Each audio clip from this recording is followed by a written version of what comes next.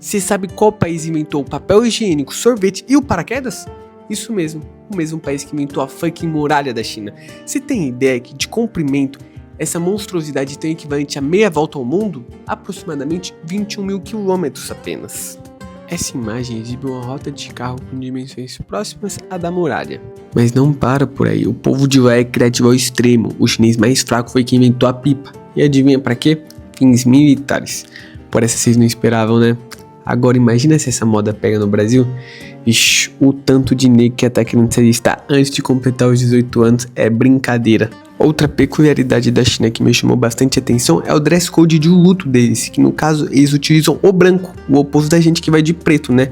É um choque cultural muito forte pra mim. Um detalhe que lá é restritamente proibido você ir de vermelho pra esse tipo de ocasião. Afinal, essa cor pra eles tem como sinônimo alegria, festa, celebração.